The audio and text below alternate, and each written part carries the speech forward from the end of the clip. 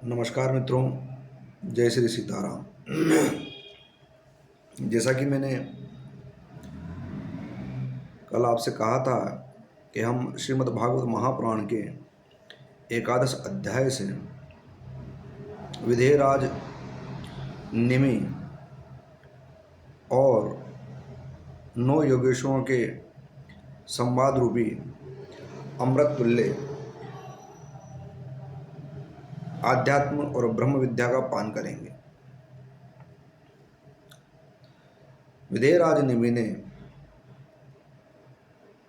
9 योगेश्वरों से धर्म, अध्यात्म, भागवत धर्म, ब्रह्म और माया इत्यादि विषयों के संबंध में जिज्ञासाएं प्रकट की और एक एक करके योगेश्वरों ने उन जिज्ञासाओं का समाधान किया। तो वही जिज्ञासा मैं आप सभी के समक्ष और उनका समाधान लेकर प्रस्तुत हो रहा हूँ।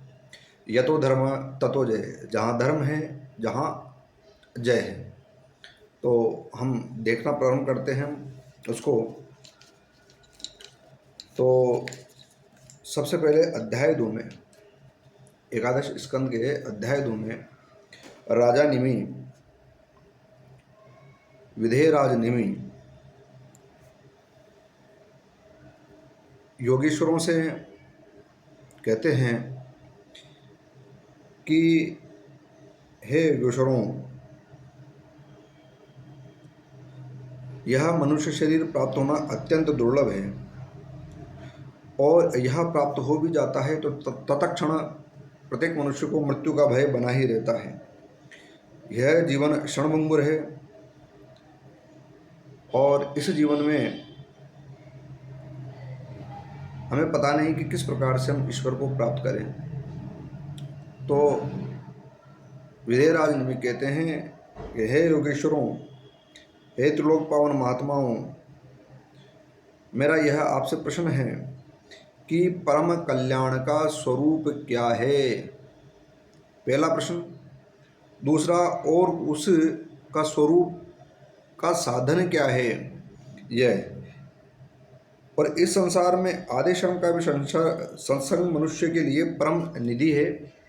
तो परम कल्याण क्या है और उसका स्वरूप क्या है। दूसरी जिज्ञासा करते हैं, धर्मान भागवतान ब्रूत यदि न श्रुतये समम यः प्रसन्नः प्रपन्नाय दास्यत्य आत्मन्मप्यज। अर्थात, हे योगेश्वरों, यदि हम सुनने के अधिकारी हैं तो आप कृपा करके भागवत धर्मों का उपदेश कीजिए, क्योंकि उनसे जन्मादि विकारों से रहित एक रस भगवान श्री कृष्ण प्रसन्न होते हैं और उन धर्मों का पालन करने वाले शरणागत भक्तों को अपने आप तक का दान कर देते हैं। तो यहाँ राजा निमि ने 3 प्रश्न किए। पहला है, परम कल्याण का स्वरूप क्या है, उसका साधन क्या है और भागवत धर्म क्या है। तो उन 9 योगेश्वरों में से प्रथम जो योगेश्वर हैं कवि जी, वे इस प्रश्न का समाधान करते हुए राजा निमि से इस प्रकार कहते हैं, राजन, भक्तों के हृदय से कभी दूर न होने वाले अच्युत भगवान के चरणों की नित्य निरंतर उपासना ही इस संसार में परम कल्याण अत्यंत क्षेम है। अर्थात भगवान के चरणों की सेवा करना ही परम कल्याण है और सर्वदा भय शून्य है, ऐसा मेरा निश्चित मत है। ये कवि जी कह रहे हैं। देह गेय आदि तुच्छ एवं असत पदार्थों में अहमता एवं ममता हो जाने के कारण जिन लोगों की चित्तवृत्ति उद्विग्न हो रही है, उनका भय इस उपासना का अनुष्ठान करने पर पूर्णतया निवृत्त हो जाता है। भगवान बोले आगे,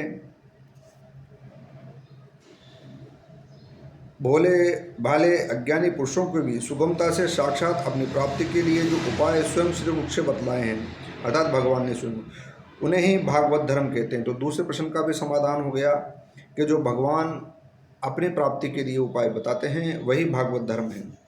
राजन, इन भागवत धर्मों का अवलंबन करके मनुष्य कभी विघ्नों में नहीं पड़ता और नेत्र बंद करने के दौड़ने पर भी, अर्थात विधि विधान में त्रुटि होने पर भी न तो मार्ग से पतित होता है और न फल से ही वंचित होता है। तो भागवत धर्म ऐसा है, इसका पालन करने पर जीव का कल्याण निश्चित है। फिर आगे कबीर जी कहते हैं, वह शरीर से, वाणी से, मन से, इंद्रियों से, बुद्धि से, अहंकार से, अनेक जन्मों अथवा एक जन्म की आदतों से स्वभाव वश जो करे वह सब परम पुरुष भगवान नारायण के लिए ही है। इस भाव से उन्हें समर्पण कर दे। यह सरल से सरल भागवत धर्म है। अर्थात भगवत प्राप्ति के लिए, भगवान के लिए ही समस्त कर्म करना। ईश्वर से विमुख पुरुष को उनकी माया से अपने स्वरूप की विस्मृति हो जाती है। और जो ईश्वर से विमुख जीव है उसको क्या होता है कि माया अपने उसमें ले लेती है आगोश में, और उसको भगवान के स्वरूप की और वास्तविक अपने स्वरूप की विस्मृति हो जाती है। इस विस्मृति से, क्योंकि वह नहीं जानता कि मेरे भीतर ही परमात्मा है और मैं स्वयं उसका उनका अंश होने से वही हूँ, और वो माया के सकाश से ऐसा अनुभव करता है, मैं देवता हूँ, मैं मनुष्य हूँ, अथवा मैं अमुक जीव हूँ। इस प्रकार का भ्रम करने लग जाता है, क्योंकि उसको ज्ञान नहीं होता।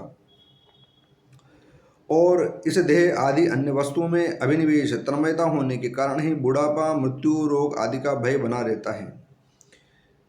इसलिए कल्याण चाहने वाले जीव को चाहिए कि आराध्य देव परम प्रियतम मानकर अनन्य भक्ति के द्वारा उन ईश्वर का भजन करे। राजन, सच पूछो तो भगवान के अतिरिक्त, आत्मा के अतिरिक्त कोई दूसरी वस्तु है ही नहीं, क्योंकि सब स्वरूपों में उन्हीं का संबंध है, वही विराजमान है। विचारवान पुरुष को चाहिए कि सांसारिक कर्मों के संबंध में संकल्प विकल्प करने के मन को रोक दे और सांसारिक संसार से संबंध स्थापित न करे, उसकी प्राप्ति के लिए संकल्प विकल्प न करे। संसार में भगवान के जन्म की और लीलाओं की बहुत सी मंगलमय कथाएं प्रसिद्ध हैं, उनको सुने। उनका गुण और लीलाओं का स्मरण दिलाने वाले भगवान के बहुत से नाम भी प्रसिद्ध हैं। लाज संकोच छोड़कर उनका गान करते रहना चाहिए। इस प्रकार किसी भी व्यक्ति वस्तु स्थान में आसक्ति न करके विचरण करते रहना चाहिए। तो संसार में किसी में आसक्ति न हो, और संसार में जिनसे आसक्ति हो केवल मात्र भगवान के श्री चरण हैं। जो इस प्रकार विशुद्ध व्रत नियम लेता है उसके हृदय में अपने प्रियतम प्रभु के नाम कीर्तन से अनुराग और प्रेम का अंकुर उत्पन्न हो जाता है। उसका चित्त द्रवित हो जाता है, वह साधारण लोगों की स्थिति से ऊपर उठ जाता है। अब यहाँ ये ध्यान दें, यहाँ जो ये शब्द, ये लाइन आई है कि वह साधारण लोगों की स्थिति से ऊपर उठ जाता है, यही विशेष बात है। बिनु विवेक भव निधि तरहि न कोई, राम कृपा बिनु सुलभ न कोई। तो भगवान राम, नारायण, कृष्ण, इनकी कृपा के बिना किसी को भी तत्व ज्ञान नहीं होता है, विवेक नहीं होता है। साधारण मनुष्य शब्द जाल में ही उलझा रहता है। तो जो भक्त होता है, जो अपनी भक्ति में लीन रहता है, उसका जो विवेक है वो साधारण मनुष्य की अपेक्षा विशेष प्रकार का हो जाता है। और जो साधारण मनुष्य जैसा देखता है, समझता है, और जो शब्द ज्ञान तक उसकी बुद्धि सीमित रहती है, इसके विपरीत भक्ति वाले मनुष्य की बुद्धि चिन्मय हो जाती है, विवेक उसे प्रदान हो जाता है भगवान की कृपा से, और वह देखने लगता है जो साधारण मनुष्य नहीं देख पाता, उसको वो दर्शन होते हैं। ऐसा मनुष्य लोगों की धारणाओं से परे हो जाता है, दम्भ से नहीं स्वभाव से ही मतवाला होकर। अब लोगों को लगता है कि ये दम्भी हो गया, लेकिन नहीं, ऐसा वह स्वभाव से मतवाला होकर कभी कभी खिलखिलाकर हंसने लगता है, कभी फूट कर रोने लगता है, कभी ऊंचे स्वर से भगवान को पुकारने लगता है, तो कभी मधुर स्वर से उनके गुणों का गान करने लगता है। कभी कभी जब वह अपने प्रियतम को अपने नेत्रों के सामने अनुभव करता है तो ये दिव्य दृष्टि उसे प्राप्त होती है कि वह भगवान को सर्वत्र देखने लगता है, मूर्ति में भी देखने लगता है, पर अपने सामने अनुभव करता है। तब उन्हें रिझाने के लिए नृत्य भी करने लगता है। तो यहाँ ये भक्त की स्थिति है जो अपना कल्याण चाहता है। राजन, यह आकाश, वायु, अग्नि, जल, पृथ्वी, नक्षत्र, प्राणी, दिशाएं, वृक्ष, वनस्पति, नदी, समुद्र, सब के सब भगवान के शरीर है। सभी रूपों में स्वयं भगवान ही प्रकट है। ऐसा समझकर वह जो कोई उसके सामने आ जाता है, चाहे वह प्राणी हो चाहे अप्राणी हो, उसे अनन्य भाव से भगवत भाव से प्रणाम करता है। यहाँ ये है, तो उसकी दृष्टि साधारण लौकिक दृष्टि नहीं रहती कि ये मेरा है, यह पराया है, ये मनुष्य है, ये देवता है, ये पशु है, ये पक्षी है। उसकी दृष्टि ईश्वरमय हो जाती है, और वह सारे संसार में जितने भी उत्पन्न जड़ और चेतन जीव हैं, इनमें वह भगवान के दर्शन करने लगता है। ऐसी उसकी बुद्धि, ऐसी उसकी दृष्टि हो जाती है।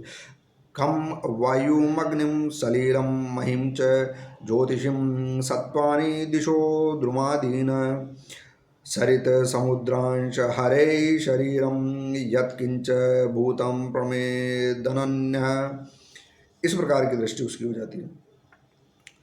अब इसमें बताया गया है आगे,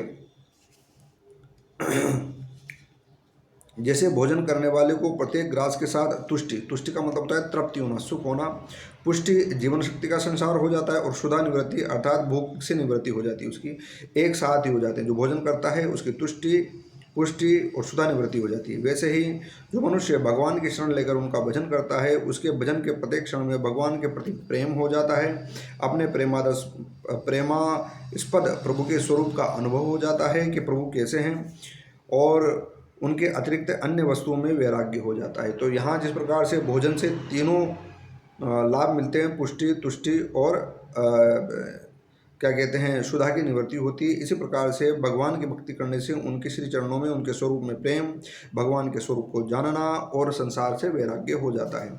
इन तीनों की एक साथ ही प्राप्ति भगवान की कृपा से भगवान की भक्ति में हो जाती है। इस प्रकार जो प्रतिक्षण एक एक व्रती के द्वारा भगवान के चरण कमलों का ही भजन करता है, उसे भगवान के प्रति प्रेममयी भक्ति, संसार के प्रति वैराग्य और अपने प्रियतम भगवान के स्वरूप की स्फूर्ति, ये सब अवश्य ही प्राप्त हो जाते हैं। वह भागवत हो जाता है, और जब ये सब प्राप्त हो जाता है तब वह स्वयं परम शांति का अनुभव करने लगता है। तो यह जो राजा निमि द्वारा योगीश्वरों से प्रथम 3 प्रश्न किए गए हैं कि यह परम कल्याण क्या है, उसका साधन क्या है, वो साधन भी बता दिया, परम कल्याण भी बता दिया, और भागवत धर्म क्या है यह भी इसमें बता दिया गया है। तो इसका समाधान प्रथम योगेश्वर जो कवि जी हैं उनके द्वारा किया गया है। अब और कृपया मेरा एक निवेदन है कि यह जब वीडियो देखिए तो शांति से देखें, इसको स्किप ना करें, पूरा वीडियो अंत तक देखें, सहयोग करें, सब्सक्राइब करें, शेयर करें यदि नए हैं तो। और अब जो कल राजा निमि हम जिसके बारे में देखेंगे, अगला प्रश्न करेंगे, और 9 योगेश्वरों में से हरि जी इन प्रश्नों का समाधान करेंगे। अब राजा निमि जी कल क्या क्या प्रश्न करेंगे, कल हम देखेंगे कि राजा निमि जी अगले क्या क्या प्रश्न करते हैं। तो वो पूछते हैं कि भगवत भक्त का लक्षण क्या है, उसका धर्म क्या है, भगवत भक्त का स्वभाव कैसा होता है, वह मनुष्यों के साथ व्यवहार करते समय कैसा आचरण करता है, क्या बोलता है, और किन लक्षणों के कारण भगवान का प्यारा होता है। तो ये कल हम इसके ऊपर समाधान करेंगे कि भगवत भक्त कैसा होता है, ये सब चीज़ें। तो आपका वीडियो देखने के लिए, अंत तक वीडियो देखने के लिए बहुत बहुत धन्यवाद। आप सभी का अभिनंदन। जय जय श्री सीताराम।